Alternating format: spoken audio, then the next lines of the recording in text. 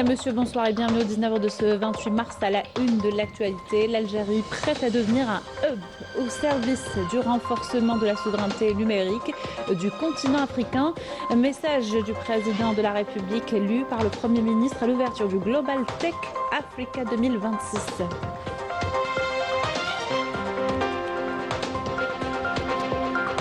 Le Global Tech Africa est une conférence d'envergure consacrée à l'innovation, aux nouvelles technologies et visant à unifier les stratégies africaines en privilégiant la complémentarité et en mobilisant les opérateurs économiques.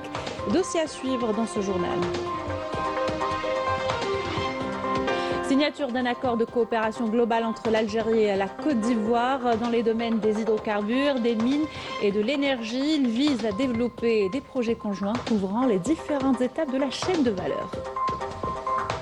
Je rencontre ce soir avec un artiste qui utilise des supports insolites. Sedali donne une nouvelle vie à des objets cassés ou inutilisés pour en faire des décorations et des œuvres d'art. Portrait à suivre dans cette édition.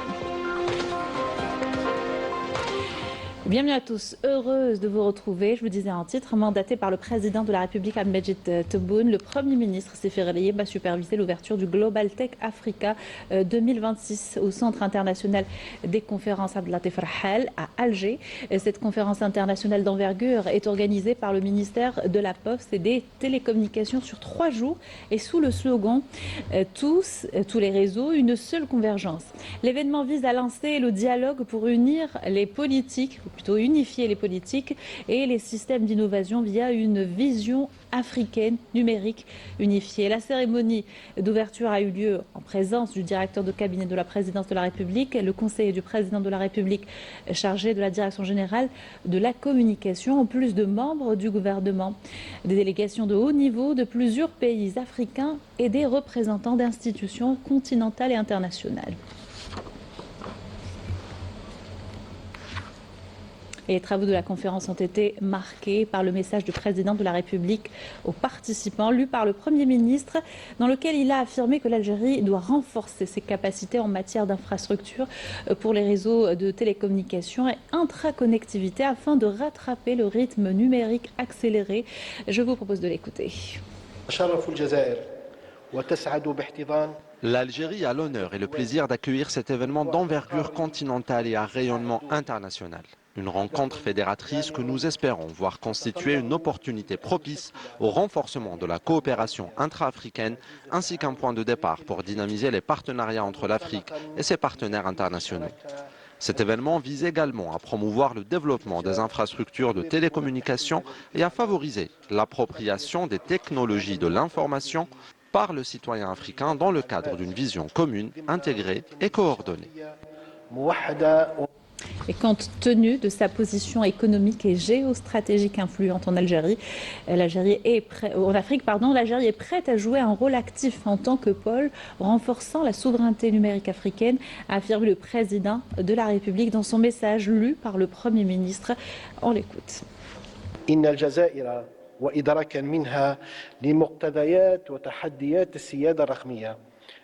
L'Algérie, consciente des exigences et des défis liés à la souveraineté numérique, qui constitue une priorité au cœur de ses politiques de développement national, a engagé et poursuit l'investissement de ses ressources matérielles, de ses capacités organisationnelles et de ses compétences humaines afin de moderniser et de développer son réseau de télécommunications. Forte de sa position économique et géostratégique influente à l'échelle africaine, elle est aujourd'hui prête et bien placée pour jouer un rôle actif et s'imposer comme un pôle majeur dans le renforcement de la souveraineté numérique du continent africain. En marge des travaux du Global Tech Africa 2026, le Premier ministre, accompagné du ministre de la Poste et des Télécommunications, a visité une exposition des plus importants projets dans le domaine du numérique et des TIC et l'intelligence artificielle. Sefer El-Yeb a échangé avec les exposants, leur assurant de l'engagement de l'État à accompagner tous les efforts visant à maîtriser les nouvelles technologies et à renforcer le domaine du numérique.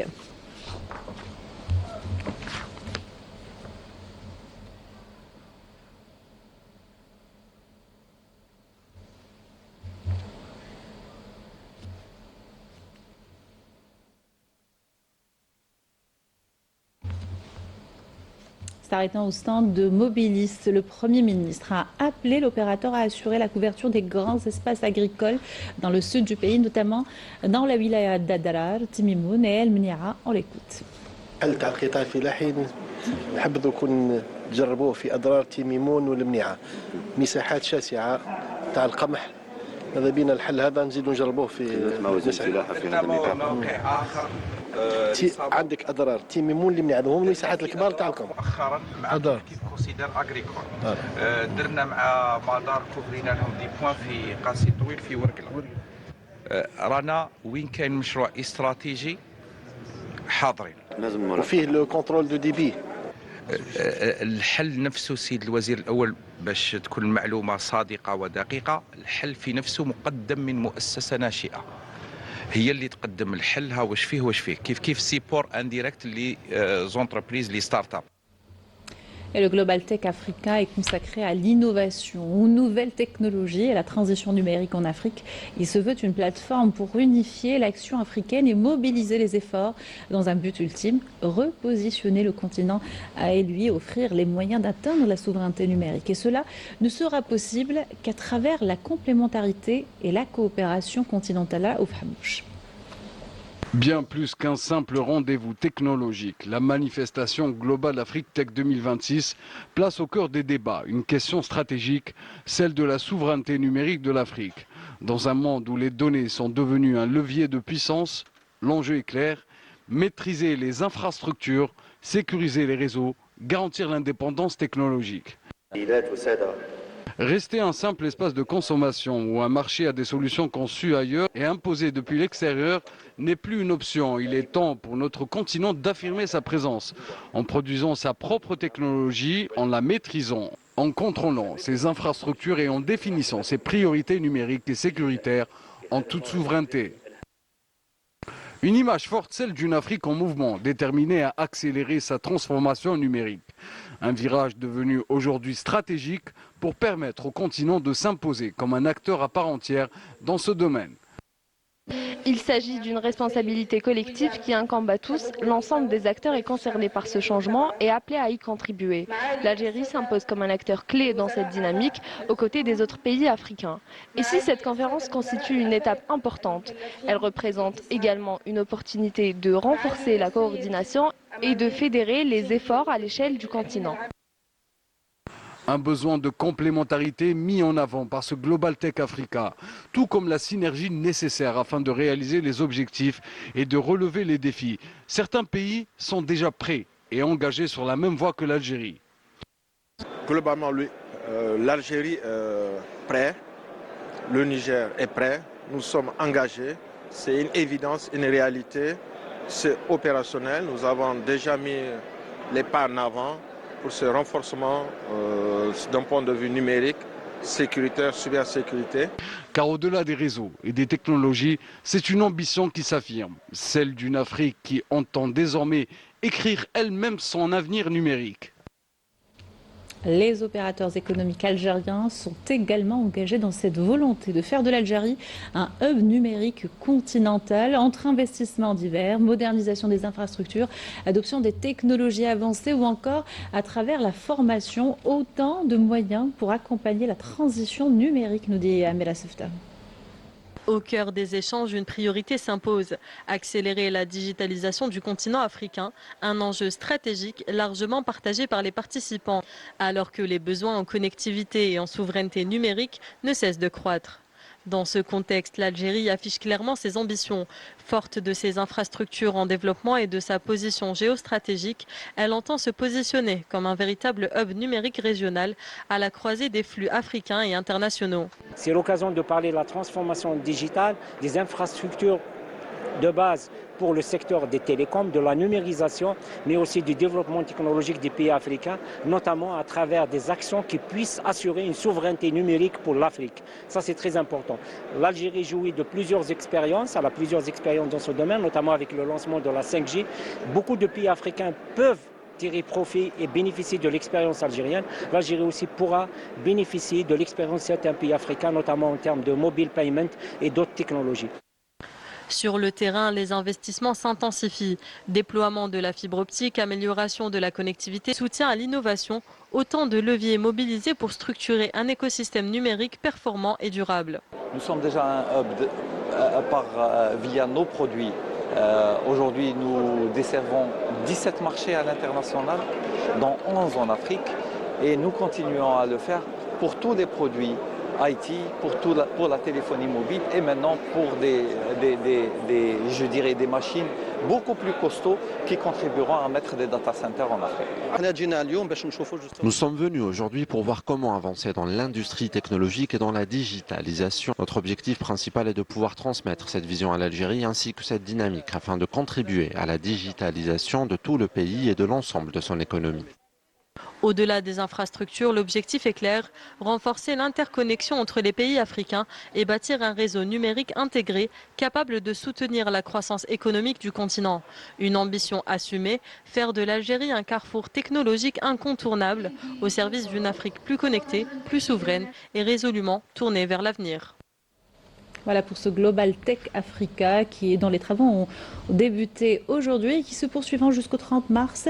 Nous aurons à y revenir lors de nos prochains rendez-vous de l'information. Dans l'actualité également et dans le cadre de la mise en œuvre des directives du président de la République, chef suprême des forces armées, ministre de la Défense nationale, d'importer 10 000 autobus visant la modernisation du parc national de transport de voyageurs et sous la supervision du général d'armée, ministre délégué auprès du ministre de la Défense nationale, chef d'état-major de l'armée nationale populaire. La direction des industries militaires via l'entreprise de développement de l'industrie automobile en 2e région militaire a réceptionné ce samedi la dernière cargaison en provenance du partenaire chinois de 251 bus de différentes catégories et ce au port d'Alger et de Djenjen.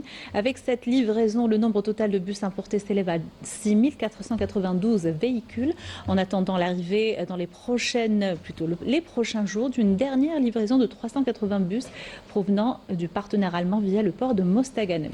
Le parc comprendra ainsi 6 800 nouveaux bus, marquant une étape majeure dans la modernisation de la qualité des services proposés aux citoyens. Il convient de signaler que ces bus sont les derniers modèles produits par les usines partenaires étrangères, fabriqués selon les normes techniques les plus strictes et en parfaite conformité avec le cahier des charges émis par le ministère de l'Industrie. Un accent particulier a été mis sur la sécurité et le confort, tant pour les voyageurs que pour les conducteurs. Le ministre d'État des hydrocarbures et des mines, Mohamed Al-Qab, a reçu le ministre des mines, du pétrole et de l'énergie de la République de Côte d'Ivoire, président en exercice du conseil ministériel de l'Organisation des producteurs de pétrole africains, Mamadou Sangafoa Coulibaly. Ce dernier effectue une visite de travail en Algérie qui se poursuivra jusqu'au 30 mars courant à l'invitation du ministre d'État, ministre des hydrocarbures. Cette visite entre dans le cadre de la participation du ministre ivoirien aux travaux de la 8e conférence de l'Association algérienne des industries du gaz, prévue le 30 et 31 mars en cours au centre des conférences d'Oran. À l'occasion, les deux parties ont signé un accord de coopération globale dans les domaines des hydrocarbures, des mines et de l'énergie visant à renforcer le partenariat bilatéral et à développer des projets conjoints couvrant les différentes étapes de la chaîne des valeurs, notamment dans les domaines miniers, pétroliers et énergétiques, sur le principe de l'intérêt commun et la complémentarité économique visant à réaliser le développement durable dans les deux pays. Je vous invite à écouter ces déclarations. L'accord couvre toute la panoplie de la chaîne des valeurs en ce qui concerne nos domaines d'expertise et de compétences. Et puis, nous sommes très confiants que dans un délai très rapproché, que nous espérons d'ici novembre, ces structures pourront nous proposer des accords spécifiques avec des projets prioritaires à mettre en œuvre dans des délais raisonnables. Ces discussions ont été couronnées par la signature d'un accord de coopération entre l'Algérie et la République de Côte d'Ivoire, qui constitue un cadre juridique et institutionnel visant à renforcer les partenariats entre les deux pays et ouvre des perspectives prometteuses pour le développement de projets de coopération à travers les différentes composantes de la chaîne de valeur, tant dans le domaine des hydrocarbures que dans le secteur minier. De son côté, le ministre de l'Énergie et des Énergies renouvelables, Mourad Adjel, a reçu le ministre ivoirien des Mines, du Pétrole et de l'Énergie, Mamadou Sangafoua Koulibaly. Les deux parties ont évoqué la coopération bilatérale entre les deux pays et les voies de la IC pour réaliser l'indépendance énergétique dans le domaine des transports, la production et la transition, la distribution de l'électricité dans l'intérêt des deux pays.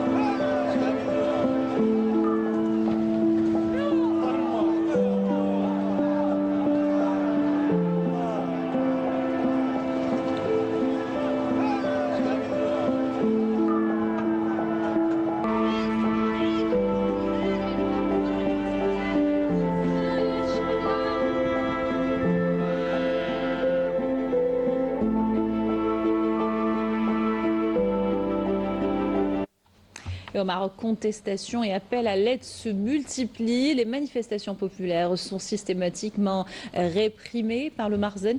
De larges franges de la population vivent dans la précarité et leurs droits les plus élémentaires sont confisqués. Balizaj Lamda et Milad Hannin. Au Maroc, de nombreux citoyens font face à des conditions de vie de plus en plus difficiles. La hausse du coût de la vie, chômage et la précarité rythment le quotidien de nombreuses familles confrontées à une pression économique et sociale constante qui affecte directement leur vie. J'ai été frappé et expulsé dans mon pays sans que mes droits soient respectés ni qu'aucune personne n'intervienne. S'il n'y a pas de moyens financiers, il faut le dire clairement pour que le citoyen ne reste pas dans l'attente. Dans plusieurs villes, des opérations de démolition sont en cours, laissant des familles sans abri et sans aucune solution de relogement. On nous a expulsés de notre maison sans raison valable. Nous n'avons nulle part où aller, nous sommes à la rue. Sans moyens, nous ne savons plus comment survivre. Ceux qui ont de l'argent profitent d'une vie paisible tandis que les autres souffrent, nous demandant des explications. Sur le terrain, les engagements annoncés peinent à se traduire en action, tandis que les difficultés du quotidien s'intensifient pour une large partie de la population. Toujours à l'étranger, clôture ce samedi à Bruxelles la conférence internationale en soutien à la cause sahraoui. Celle-ci a mis en lumière les graves violations des droits de l'homme perpétrées par l'occupant marocain. Il a été question également de rappeler les dangers d'ignorer le droit du peuple sahraoui à l'autodétermination. Regroupant des universitaires et des juristes spécialisés, la conférence a réaffirmé également la nécessité de respecter le droit international, seul garant de la sécurité et de la paix. Retour dans le pays pour parler art. Un bout de moi, un bout d'Algérie. Le nom d'une exposition particulière. Les œuvres de l'artiste Khaireddine Khaldoun ont élu résidence temporaire au Bastion 23. Des créations originales à l'aide de supports multiples suscitant de vives émotions. Avec parfois une pointe d'humour. Reportage de Fadel Hamdi. Un bout de moi, un bout d'Algérie. Et l'intitulé de l'exposition de Khaireddine Khaldoun, qui est une immersion fascinante dans l'art de la sculpture en fil de fer.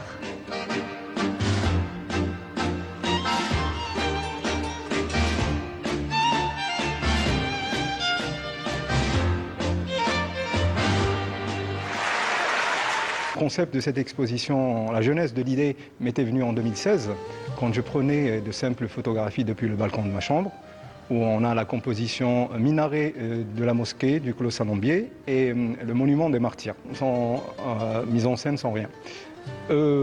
Après, je commençais à confectionner de petites figurines avec le fil de fer.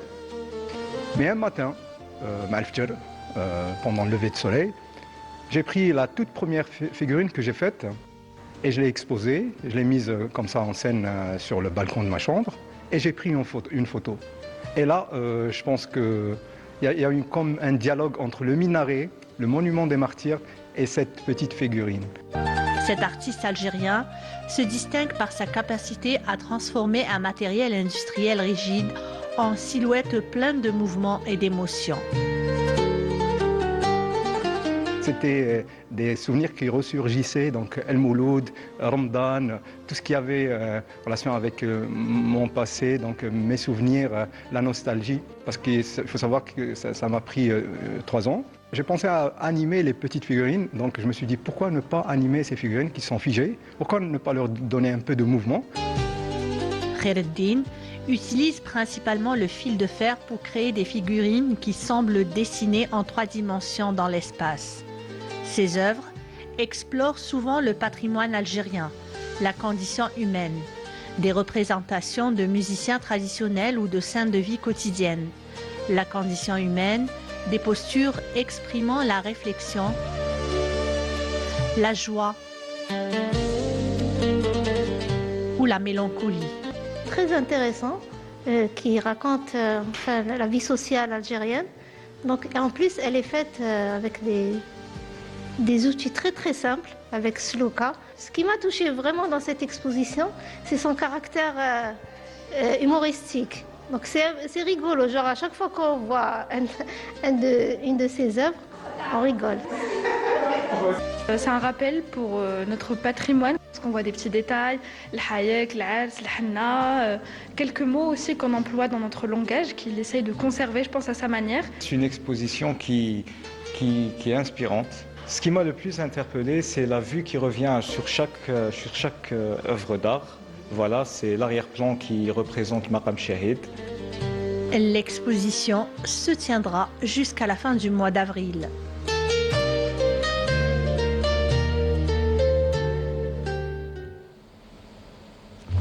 Voilà, donc vous venez de le voir, l'exposition se poursuit jusqu'au 30 avril prochain. Ce sera au Palais des Raïs, Bastion 23. Et donner une nouvelle vie à des objets cassés ou inutilisés, c'est l'occupation préférée de Sid Ahmed, un ancien électricien qui s'est tourné vers l'art après sa retraite. Aujourd'hui, il crée des objets de décoration et des œuvres à partir de supports insolites. Reportage de Badia Amani. Ces vieux objets peuvent paraître simples pour certains, anodins pour d'autres, mais sous les mains de Sid Ali, ils sont vite transformés en œuvres d'art. Comme cet ancien saxophone qu'il a remis en l'état grâce à son imagination. J'adore tout ce qui est vieux, c'est quelque chose qui me remonte le temps, qui me donne beaucoup de joie. Donc à partir de ça, j'ai commencé à faire de la collection de post-radio, puis c'est venu comme ça, une idée de faire des lampes, parce que j'ai trouvé des lampes jetées, des bougeoirs jetés, des instruments de musique arrêtés. Et puis ça m'a fait mal au cœur. Je me suis dit, autant les remettre en question, les remettre dans leur premier truc. Et j'ai pensé à la lumière. Cet artiste né, ancien électronicien, donne un nouveau souffle à des objets qui ont traversé le temps et qui sont remis au goût du jour pour servir de décor. Très doué, il passe son temps dans son atelier à nettoyer, à démonter et à monter des objets et à façonner des pièces d'une beauté rare. C'est inné, c'est comme ça. Je veux dire que dès que je vois la chose, je la vois terminée. C'est ça qui est important. Parce que je ne fais pas de plan, je ne fais pas de stylo, je n'écris rien du tout, ni ordinateur, ni je commence la pièce et au fur et à mesure, on s'aide avec avec moi, on s'aide à donner des idées pour pouvoir sortir une chose qui va plaire aux gens.